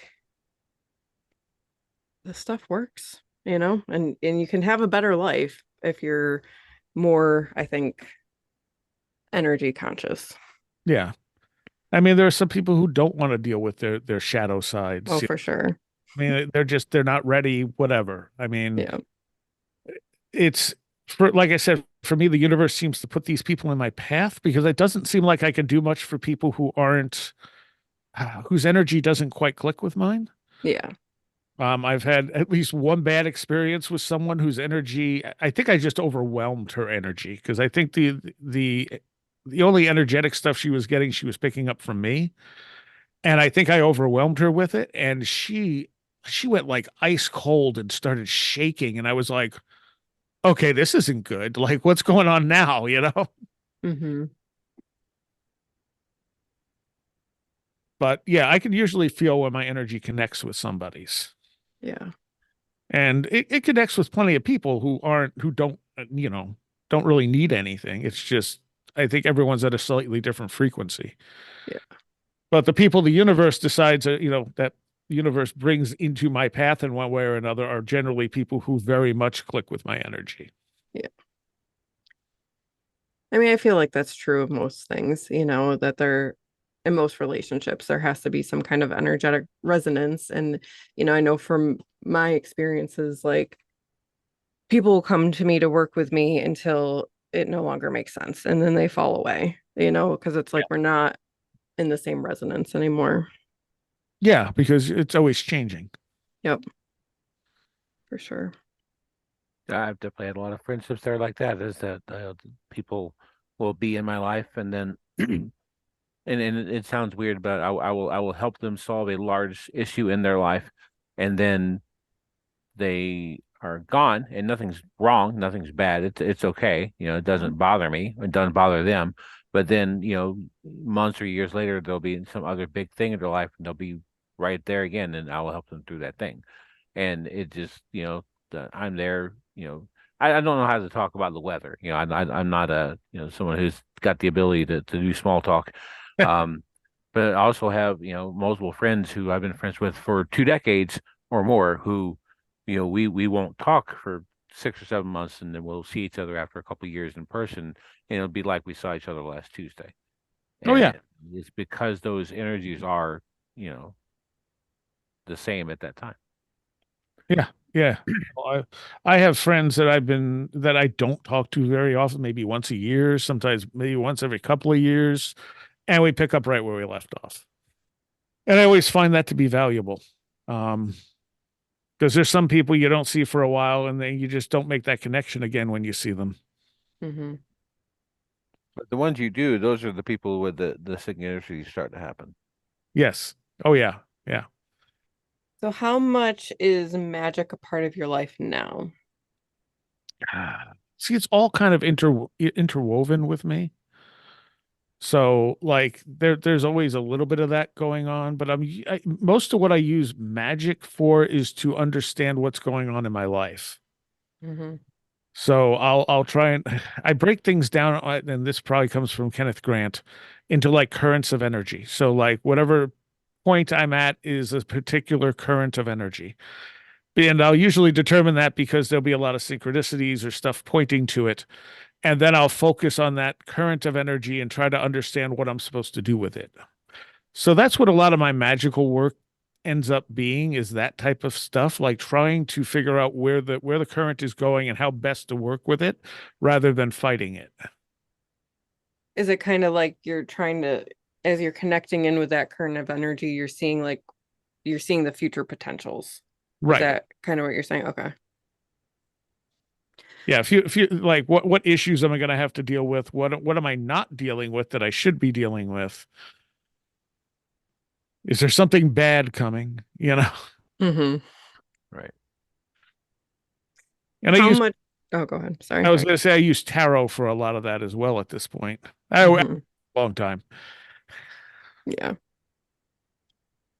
Is how much are you like consciously connecting in with some of these guides that you've talked about? Like connecting how? Like are you channeling? Are you like trying to like open up your consciousness to like communicate with them in some way? Not really. Okay. I've had a couple of like semi-automatic writing type of experiences, Hmm. but very rarely. And most of the time, a lot of stuff is in dreams. So they'll show me stuff in dreams. I've had a couple of weird conversations where I've gotten responses from the environment in ways that made it very clear that this was, something, the thing I'm talking to responding to me. So yeah, I don't really let them in per se. Um, Okay. they're obviously connected to me in some way, but a lot of it tends to come through dreams. And sometimes just flat out informational dreams where I'll just be given a ton of information. Hmm. Um, one of the only things I can think that so the girl I mentioned that threw out the car and stuff, she developed a dissociative disorder because the abuse memories started coming up and it just fractured her psyche. She couldn't take it. Um, and I was having a hard time understanding like what that was like. I'd never encountered someone who had this before. She was an absolute disaster, and it was like someone flipped a switch. She went from being very functional to just being, a horrible mess. And I was driving one day and I'm thinking to myself, like, what is that like to not, to have another personality like in your head controlling things? Because sometimes she said she would have no memory of what one of the other personalities did. But sometimes she would see what they're doing, but she couldn't do anything about it. And I'm like, how does that even work? And as I say this, I felt myself get pushed into the back of my own head. And this being I deal with basically took over. And I was like, whoa, okay, I don't like this at all. And I said, stop. And immediately I had control back again. And I'm like, okay, I understand now. Thanks. Please don't ever do that again. Hmm. So obviously I'm connected, or that wouldn't have been something that could have happened. Right. Yeah. It is alarming. And I mean, I think we all dissociate to a certain extent, but when it's such a fractured state where Yeah. you're either not remembering or you can see it and are not in control, I can't even imagine how terrifying that would be. Yeah. Yeah. And it definitely was. That was probably the worst part of like that was the hell I went through, and on the other end saw the UFO.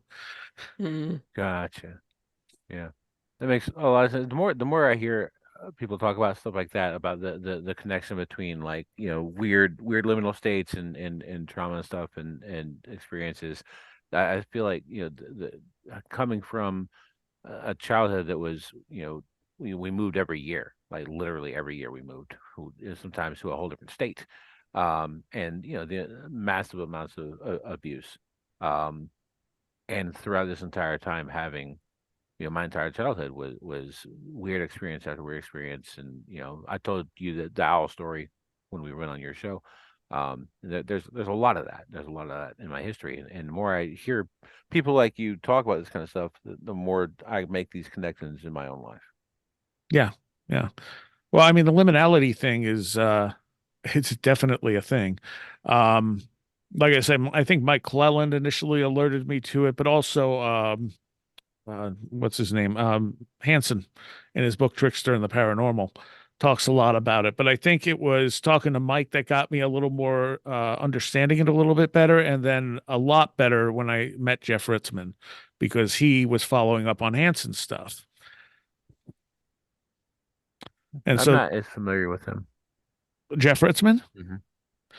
Jeff used to host Paratopia with Jeremy Vaney. I was not familiar with him either when the podcast was a thing. He was not one of the podcasts I found, Mhm. but he had been done a 3-part on Project Archivist. And I did find Project Archivist and enjoyed it greatly. And so those episodes with Jeff came on, and I'm like, I need to talk to this guy. This guy's like his and my experiences are different but similar. Mhm. Like I need to talk to him. And initially contacted Rosian from Project Archivist, who I was friends with, and I said, how do I get hold of this Jeff Ritzman guy? And he's like, I don't think he does this stuff anymore, but here's his info, you know. And so I contacted him, and he would he Jeff went through numerous periods where the stuff overwhelmed his life to the point where it was destroying his life. And he would get as far away from the paranormal stuff as he could. Mhm. And he was just at the point where he was starting to get a little bit interested in it again when I contacted him. And the first time I talked to him, we talked over 6 hours straight. And then on top of that, he ended up being an old school metalhead, so we had to talk about Nice. that afterwards too. But he Project Archivist as not Project Archivist, but Paratopia. Jeremy Vaney is currently posting all those old Paratopia episodes under our Undoing Radio, which is Jeremy's thing now. And those old Paratopias were so far ahead of their time. And I realized a lot of the stuff I've tried to do with Where Did the Road Go, they were doing with Paratopia. It's just it wasn't, podcasting wasn't a big thing back then. Yeah. So they didn't get the exposure. People weren't as interested in the really weird elements of this stuff. But those shows are just fantastic. And Jeff was an awesome guy. We got along great. Where Did the Road Go? He flat out told me it was one of the only podcasts he was willing to go on. Nice. He would go on Radio Mysterioso, and I think he did a short bit on Strange Familiars. He and Tim ended up having some weird connections, which was kind of funny that were musical because they lived in almost the same area. And a couple years ago, he died very suddenly of stomach cancer. Oh man. So I have heard a few of the episodes that you've done with Jeremy, and kind of like Paratopia has been mentioned briefly a couple of times, but I will look up was it Our Undoing Radio? Is that what you said? yes, Our Undoing Radio.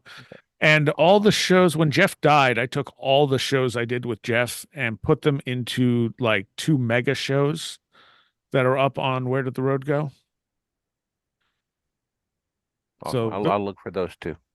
yeah, two. I think it was 2 parts because I think it was too long to put in 1 part. But yeah, he had a very interesting way of looking at things, and he and Jeremy actually had an interesting balance in their personalities. Um, they were nothing alike, and it was good for the show that they were nothing alike because they each had different takes on this stuff. But Jeff's experiences are really, really interesting.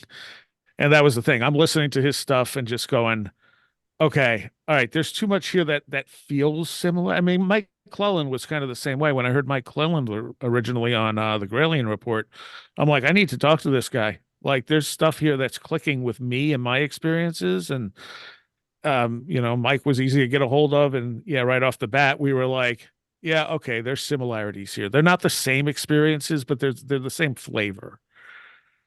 What were some of those similarities? I don't remember off the top of my head. Hmm. It's been a long time Yeah. since then. Yeah. But yeah, similarities. So Yeah. similar enough, like in the weirdness that it's like, okay, like there's stuff where if you take one piece of it, it's not that weird. But when you start looking at that piece with a whole bunch of other pieces, you start going, okay, this becomes less and less likely the more pieces I look at. And that makes it that much weirder. And it's not always like out and out paranormal stuff. It can be little coincidences, synchronistic type stuff. Like even me finding the house information that they bought the house on May 15th. It's just Yeah. like it probably doesn't really mean anything, but it also suggests again that this May 15th thing was not something that started when I was given my name, but I don't have anything else in that time period where I wrote stuff down and I could say, this is what happened to me on May 15th every year of my life, and something, happened because I don't have the information. But hey, they bought the house on that day.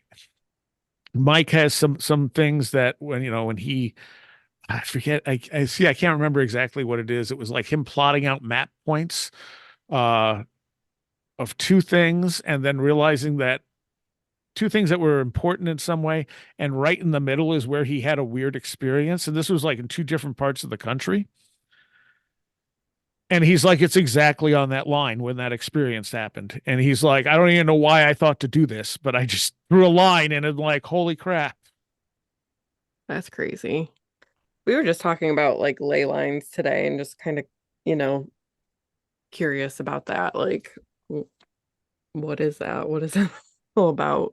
I've never been, I always go back and forth on ley lines. I mean, it's certainly possible there's energy moving in lines across the earth it actually would make sense. Yeah. Paul Devereaux, who investigated like earth lights and stuff, showed that earthquake fault lines definitely have a large share of UFO reports. Um, and there's probably a couple of reasons for that, because there are things that are called like earthquake lights, which you will see generally before an earthquake, sometimes afterwards, which is plasma being released from the pressures in the earth. Huh. But he's looking at England and going, okay, so here's all the UFO reports over the last 10 years. Here's where the fault lines are, and they're almost dead on. It's interesting. And this led people like Andrew Collins to suggest that maybe what we're dealing with are plasma intelligences, which is actually a pretty solid theory and is probably not completely wrong. And that you're experiencing them more along fault lines and stuff because that's where that energy can manifest the easiest. So what would that mean exactly, a plasma intelligence? It would be an intelligence that it exists in a plasma form, which is another state of matter. But it may not exist here at all times. When it's here, it manifests using plasma.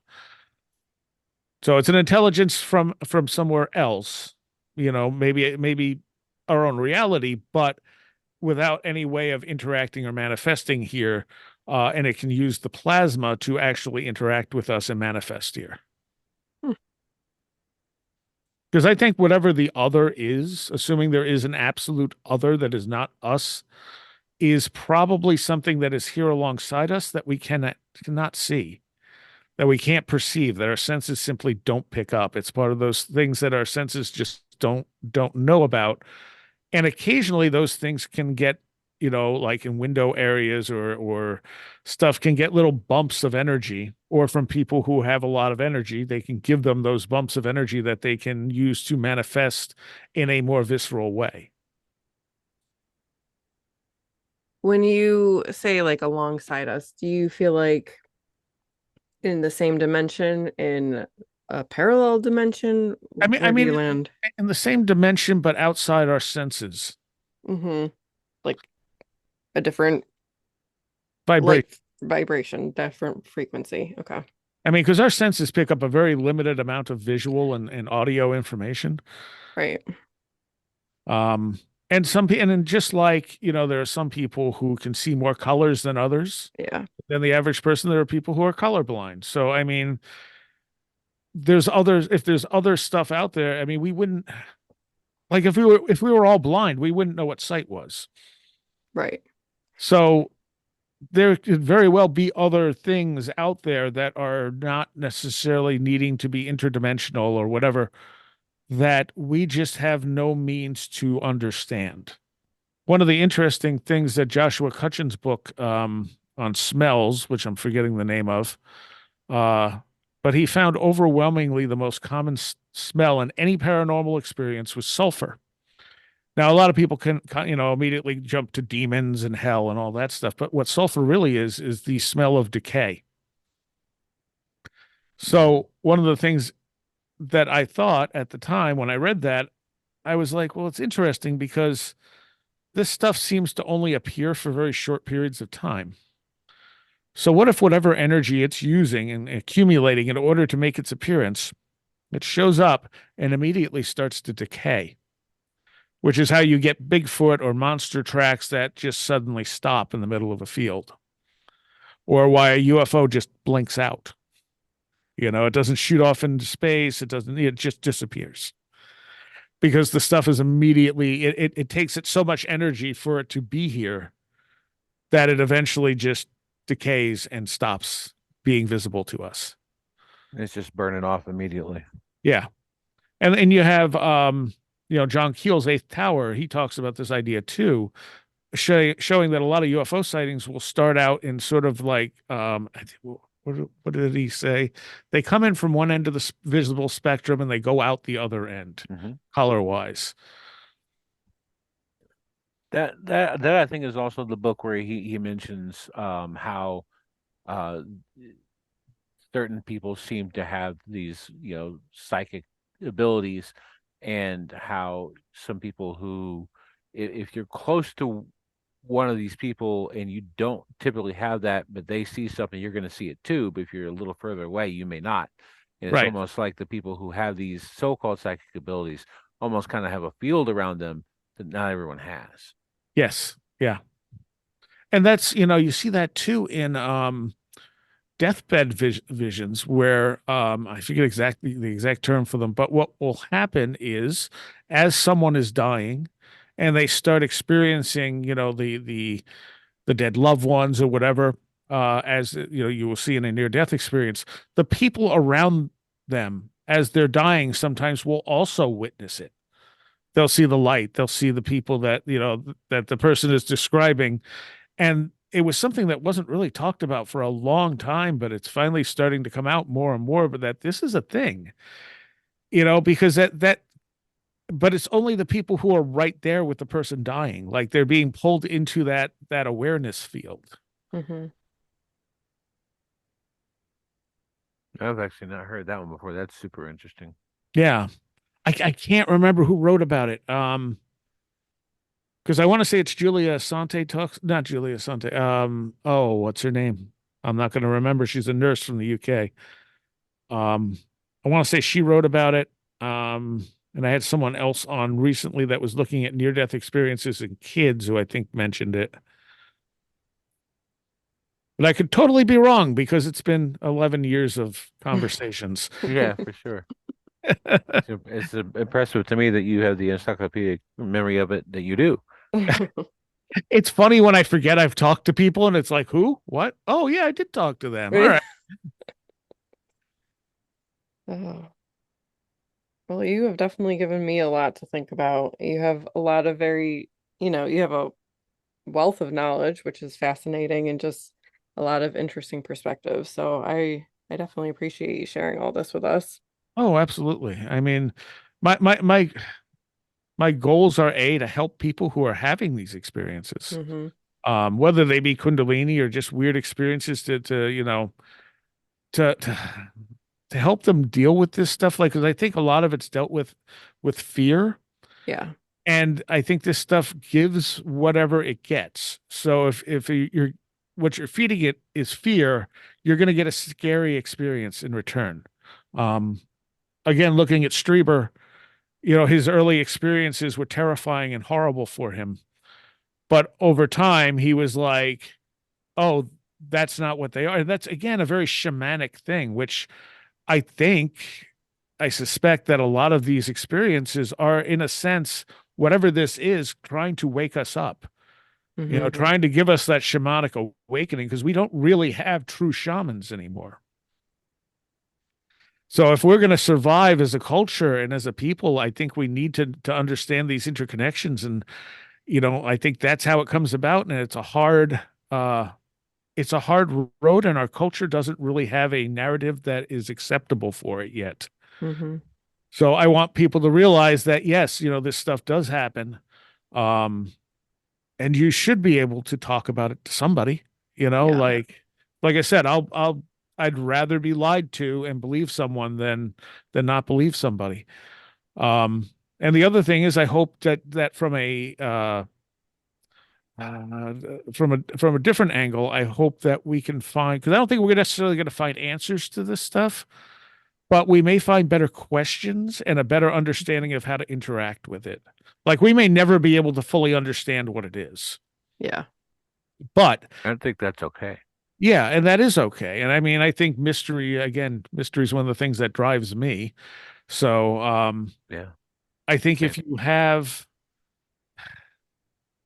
if you have a better way to interact with it without being terrified by it, et cetera, that you can learn a lot more about yourself and in reality as it is, so that you can function and be a happier person and a more integrated person. I definitely agree with everything that you're saying. And I mean, I think that's a lot of the reason why we like doing our podcast is, most of our guests are just, regular people, our friends, Yeah. and stuff who have had weird experiences and, you know, feel crazy sometimes. Yeah. And they're like, nobody can understand this, and it's like, well, actually, people can, and we can talk about it and we can start having a dialogue about the strange things that I think if you're open to it, will happen. Yeah. Well, that's part of it too. There has to be some willingness. Although I know people who would love to have weird experiences and just nothing Yeah. weird. Jeffrey Kripal once said that the supernatural happens to a person for a reason. And that resonated so strongly with me. He said that in an interview, and I was driving and I had to pull over and write it down immediately so I didn't forget it. Because I'd be like, you said something like, and I'm like, no, I want this word for word. That was perfect. That's very good. Mm-hmm. I hate when I was a kid and into my teens even, I hated the fact that weird stuff happened to me all the time and around people around me, and not just my family, like all the people that my parents knew, and probably part of that was that the church my parents were into when I until I was like 11 or so was basically like a Christian slant on a New Thought cult. It was benign. It wasn't like, AK-47s, but it was a Right. cult, honestly. They were nice people, but it's just what it was. And so they had these really different views apart from like mainstream Christianity or other Abrahamic versions of religions that added this mystical, they were Christian mystics. And so they all had all these experiences stuff. And I couldn't stand it. And I had this theory for a very long time that these types of things only happen to people who didn't want it. And Yeah, well, they're the ones who need it. Yeah. maybe so. That may be the case. I now have come across a few people that are, that sought it and have found it, but I also know a lot of people who would love to have had some sort of spiritual or esoteric or paranormal something, and who are still searching for that. Yeah. It's not, always like that. Jeff Ritzman, I think when he was on Radio Mysterioso, Greg asked him how someone could pursue having a paranormal experience, and Jeff's advice was to go out to like, a field or something away from everything in nature and just keep going out there and being open to the possibility of something happening. He goes, you're probably not going to get what you want.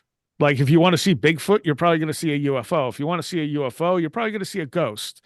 But if you do it enough, sooner or later, you are going to have an experience of some sorts. Sending that vibration out to the universe. Yep. And also getting away from all the, electromagnetic fields and everything True. else that are present everywhere. Yeah. Which and that, connects into part of the whole wilderness poltergeist idea I is worked on, which is that, when people are having these Bigfoot encounters where they're not actually seeing Bigfoot, it's very likely a poltergeist.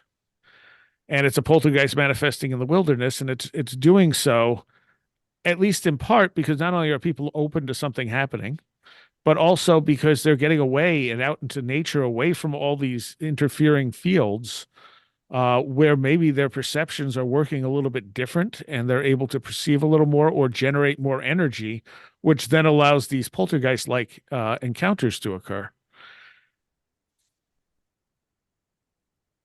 That explains the knocking sounds people talk about when they feel like they're hearing a Bigfoot situation. Yep. You hear a Well, bunch of stuff like that. yep. You get vocalizations, you get repetitions, the same way poltergeists do. It's basically, I mean, the thing is, people will be like, but a poltergeist is a ghost, but a poltergeist is really just a particular manifestation of energy that does certain things.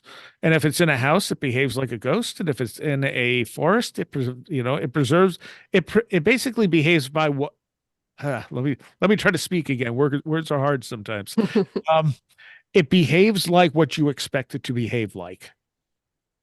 Probably partially because the energy, if nothing else, is coming from us. If it isn't entirely coming from us, something is pulling that energy from us to manifest, and thus there's some intent from on our part of what that thing is going to be.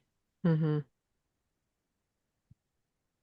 And That makes a lot of sense. even potential actual visual sightings of Bigfoot in places that there really shouldn't be a Bigfoot could also be the same as a ghost manifestation. I mean, you have plenty of cases of poltergeists where you see actual manifestations of beings,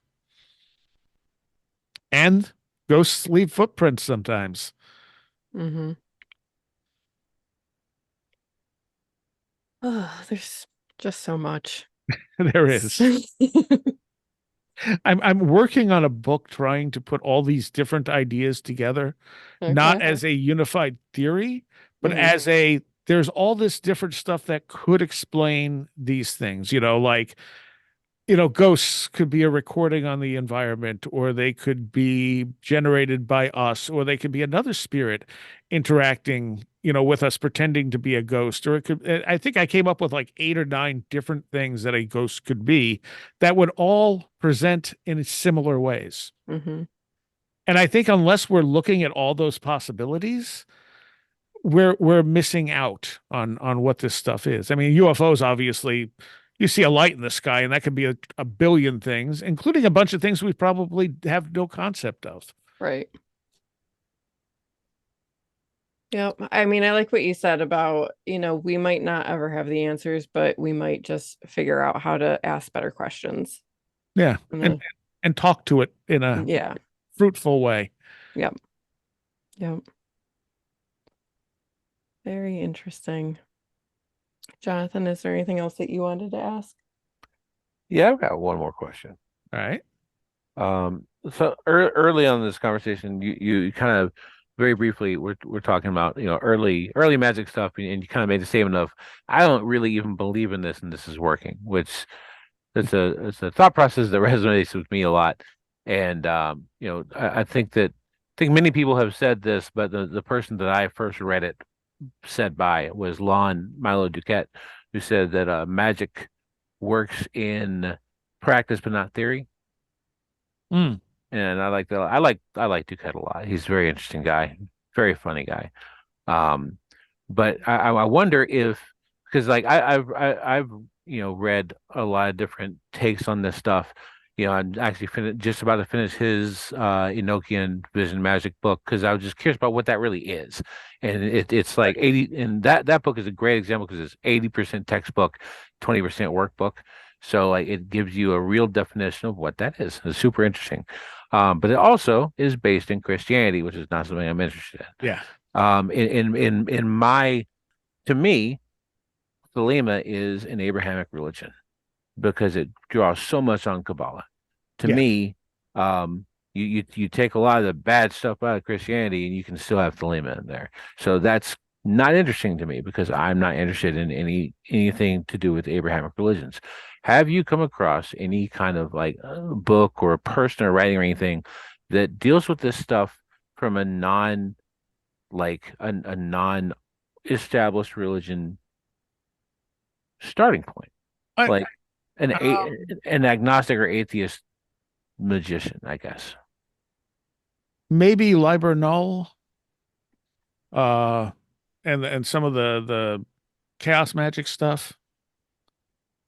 Because what I realized is I was kind of using chaos magic before I even knew that was a thing. Because I don't like ceremonial magic for some of the very same reasons you just stated, that, it does have this, even though, Crowley is like the beast and all that, he was raised in a very strict Christian upbringing. So Mm-hmm. that stuff always kind of permeates through. And then you look at the old writings and they're all Christian tinged.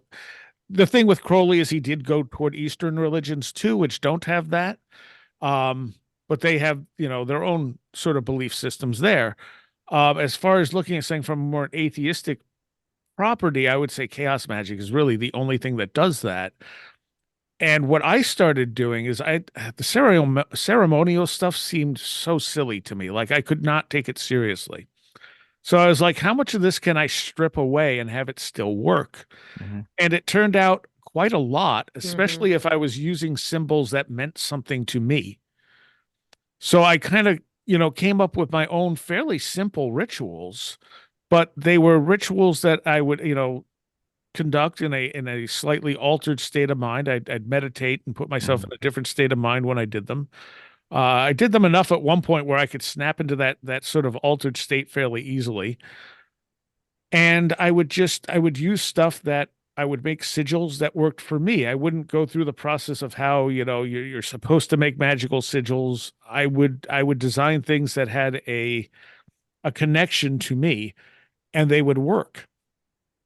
And so I'm like, okay, if nothing else, and we talk about this on recent episodes we did on the Seth material. Seth, who was a channeled entity, says that the way you affect reality is not with your conscious mind, but your unconscious mind. And the language of the unconscious mind is symbols.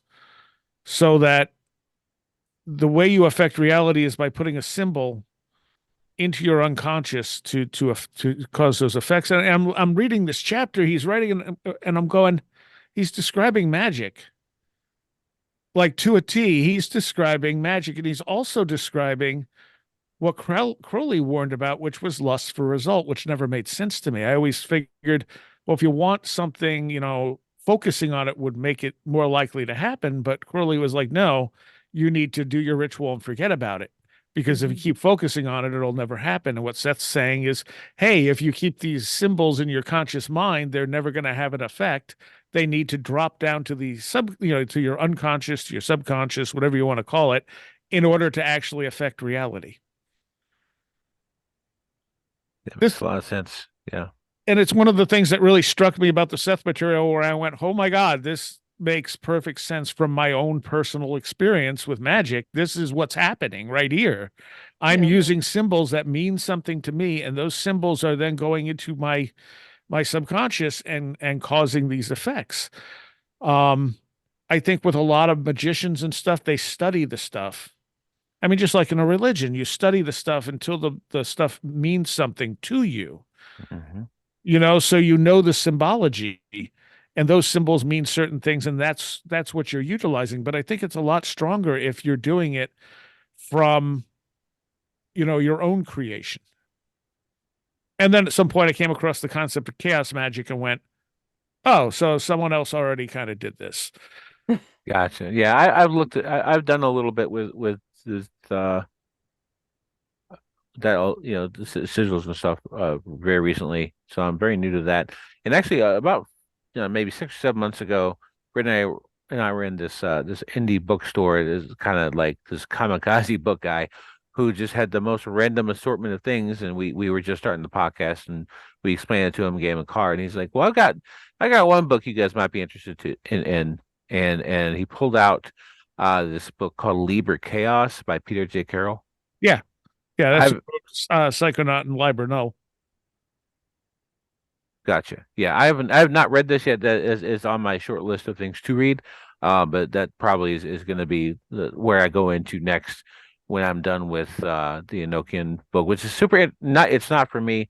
I'm never going to be a ceremonial guy, but as a way of like just understanding what that is, because it is to me in a lot of ways what Kabbalah is. 'Cause I also read the Chicken Kabbalah, also by Lama Duquette, and just as a way of understanding what that really is, what Kabbalah really is. And Kabbalah is a system of initiation and synchronicity. It's a synchronicity machine. Yeah. Well, so is Enochian vision magic. Well, it's also a map of reality. Oh, for sure. With the Tree of Life and the Sephiroths and stuff. It's absolutely a way of mapping out reality or a version of reality. Um, and again, I understand. I think I have a grasp. I don't say I understand. I think I have a grasp of why it works for people, and I also know why it probably wouldn't work for me. Right. Right. And like I find a lot of that stuff fascinating, but again, it's not the thing that works for me. Yeah. And I think also a lot of the symbolism and stuff that gets built in there is because of those unconscious beliefs that people were raised with. Yeah. Absolutely. And Psychonaut Liber Null was Carol. I'm 99% sure. Um, the thing is, one of the okay, so Psychonaut, I think I found Psychonaut because Fields of the Nephilim wrote a song called Psychonaut. And then I realized at some point it was a book, and I was like, well, clearly I need to read this book. And I think the Psychonaut part was okay, but it was Psychonaut Liber Null, two books in one. And Liber Null, I think, was the one that I found really interesting. Carol at some point starts almost like creating a system of chaos magic, Hmm. which to me is kind of no, the whole point of chaos magic is there's not a It's not really. a system. Yeah. That's funny. And so I think in Psychonaut is where he starts creating the system, but Liber Null is more conceptual, if I'm remembering right. I mean, it's been like 2 decades since I've read them. Hmm. But they definitely were interesting books. It's definitely worth reading that stuff and checking it out. You might gel with it a lot more. Gotcha. Well, I'll bring that into the next thing that I read. Now, what's funny is how all these connect. When I was like, I've always been into comic books and stuff, massive nerd. And when I was like 12 or 13, I had someone give me a large stack of really weird kind of off the beaten path comics. And one of the things I remember is a series from Epic Comics called Psychonauts. Mm. Um, and that was a very, very strange comic book. Um, and it's funny that I had that, in my life early.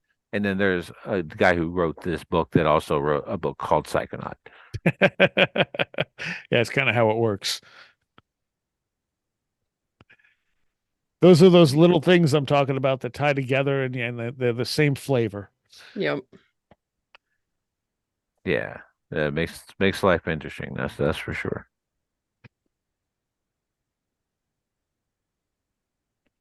Well, this has been an amazing conversation. Thank you so much for talking with us. I mean, I would Yeah. personally love to have you back on because I think we could talk for 10 more hours. Oh, definitely. Yeah, just let me know.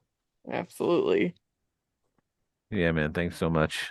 See that. Where can people find you? So wheredidtheroadgo.com has everything, every show we've done right back to the very first one in 2013.